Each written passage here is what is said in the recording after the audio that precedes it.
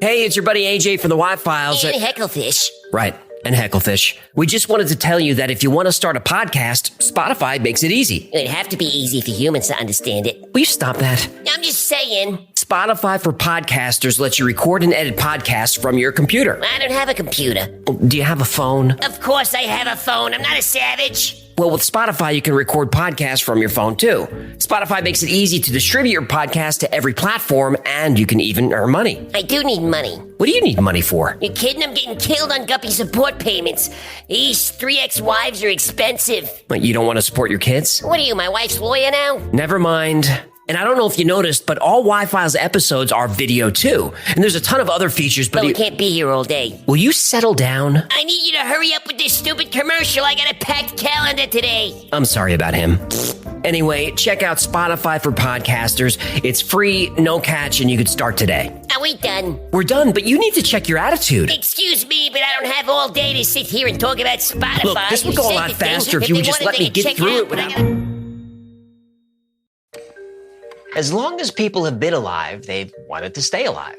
And for centuries, explorers have searched for the fountain of youth. And today, scientists are hard at work researching technology that can extend the human lifespan, stop or reverse aging, and even preserve a terminally ill person indefinitely until a cure for their disease is discovered. But what if, instead of preserving our bodies, we could preserve our consciousness by uploading it to a powerful computer? This is called mind uploading. And one startup has developed a procedure to do exactly this. It's scientifically sound, there's a waiting list to participate, and the procedure is 100% fatal. Let's find out why. There is no limit to human desire. Unfortunately, or fortunately, depending on your perspective, there is a limit to our lifespan. But what if we could upload our memories, experiences, or entire consciousness to the cloud? This would be a sort of digital immortality, and it might not be as far-fetched as you think. Famous futurist Ray Kurzweil believes we'll be able to upload our entire minds to computers by 2045, and by the end of the century, our entire bodies will be replaced by machines. Now, this might be a bit optimistic, but it really is just a matter of time. But there are a few issues we need to solve first. The concept of uploading an entire human brain is called whole brain emulation. And there are 3 main areas of technology that make this possible: scanning, processing power, and environment. Let's start with brain scanning. The complete map of the brain is called the connectome, and mapping this is the holy grail. And so far, we've only been able to map the complete connectome of one creature, the nematode. And the nematode brain has about 300 neurons. That doesn't sound so hard. Well, the human brain has over 80 billion neurons. Oh. Right. And I guess a hecklefish brain has even more neurons than that. Well, and our 80 billion neurons are connected by about 100 trillion synapses. Then you have neurotransmitters, proteins, hormones, and all kinds of electrochemical processes to replicate. Now, all of this needs to be mapped and understood before we can even consider uploading. Now, our current imaging technology just isn't good enough to map this out. There are methods that are better, like cutting the brain into millions of slices and then using an electron microscope to scan all the cells and synapses, but this technique is destructive. We know that it works, though, because this was done with mice. In 2019, a cubic millimeter of a mouse brain was successfully mapped using this technique. Now, a cubic millimeter is only the size of a grain of sand, but this piece of brain contained 100,000 neurons and over 1 billion synapses. But this brings us to the second problem with mind uploading: processing power and storage space. When that tiny piece of mouse brain tissue was imaged, it used about 2 petabytes of data storage. That's 2 million gigabytes. Now, okay, fine, that's doable. But for an entire human brain, we'd need 2 million petabytes or 2,000 exabytes. That's a lot of storage. For comparison, all of Google's storage, all of it, is estimated to be about 15 exabytes. So a human brain would need over 100 times what Google has. That's a lot. It is. And let's say you cut a deal with Google to give you 2,000 exabytes of storage. What would they bill you for this? Well, Google says its biggest corporate clients pay a little over $5 million per month per exabyte. So the cost to store a human brain? $10 billion per month per brain. Hey, can I borrow your Amex? Here's a little more perspective on 2,000 exabytes. also known as 2 zettabytes. If you had a nickel for every byte and stacked them up, the pile would reach to the nearest star to the Earth, Alpha Centauri. That's far. And back. Whoa! 100 times. Whoa, wait, what? Yep. The stack of coins would be 2,500 light years tall. I can't comprehend. I know, but you get the point. A human brain The hecklefish brain. is a ton of data. And that's just storage. To actually process this data would take more computing power that's available on the entire planet. But Moore's law states that computing power doubles every 18 months.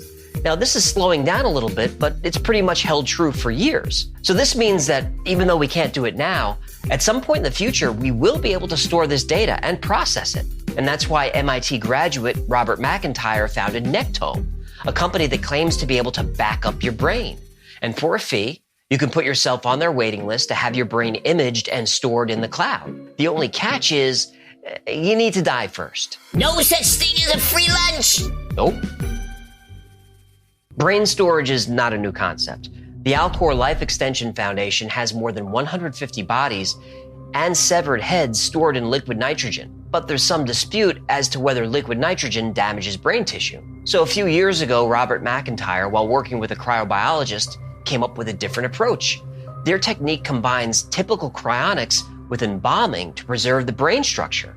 Nectome developed aldehyde-stabilized cryopreservation, or ASC. And Nectome says their technology can preserve a detailed brain ultrastructure over long timescales. We're talking hundreds or even thousands of years. And their technique has proved effective at preserving an entire brain at nanometer level, including the entire connectome. So all cells, synapses, fibers, proteins, molecules, all of it. And there's no expectation of reviving the preserved tissue like with Alcor Life's cryonics. Instead, the idea is to retrieve the information that's stored on the brain anatomy. Now, Ken Hayworth, a neuroscientist and president of the Brain Preservation Foundation, said, if the brain is dead, it's like the computer is off, but that doesn't mean the information isn't there. That's really interesting. Will you sign up for it? Well, if you put down a $10,000 deposit, you can get on the waiting list. But there's a bit of a catch. You need to still be alive at the beginning of the procedure. And at the end of the procedure, you won't be. And that's okay. Your body's gone, but your consciousness lives on. But when you wake up, what's that like? Uploading your mind gives you functional immortality. It means that you continue to exist until your mind's digital copy is deleted or destroyed. Yeah, you better hope your brain doesn't run on Windows 10. Well, that's a pretty good point. What happens if your digital mind becomes corrupted, hacked, or infected with malware? That experience might leave you with feelings of pain, paranoia, and psychosis that could last forever. But let's assume everything goes according to plan. What does your digital consciousness do? Where does it go? Well, one option is to have yourself downloaded into a physical body. Now, that could be organic or cybernetic, but probably would be something completely mechanical. You become a robot? Well, sort of. A robot is defined as a mechanism designed with human-like features or to mimic human behavior. You would be more than that. You would be a conscious, sentient being inhabiting a mechanical form. Now, assuming the technology is there, you would be able to taste ice cream, smell flowers, have sex, fall in love, all like humans do. But you'd be able to do these things forever. Another option for your digital afterlife is to inhabit a simulation. By inserting your consciousness into an elaborate program, you'd be able to create and live in any type of world you can imagine, kind of like a god. You'd be able to walk with dinosaurs or visit other planets. You could explore outer reaches of the galaxy or investigate molecules in inner space. By adjusting your programming, you could delete painful memories and relive positive experiences in an infinite number of ways. You could create a perfect utopia. And if you don't like something in your simulation, change it. And after hundreds, thousands, or even millions of years, you may have seen and experienced everything you could possibly imagine. And at that time, you might choose to finally rest and turn off your program altogether. But would you? When we get to the point where our minds could be converted into a conscious, sentient program, we'll have security in knowing that if we become injured or ill, that we can continue to exist in digital form. But would we still be human? Now, I don't know, that's a question for philosophers. But I do know that because our time here is so short, that creates urgency to experience all we can while we can. That's why there's the concept of a bucket list. The urgency makes us human. If we could live forever and experience literally everything, what happens after that?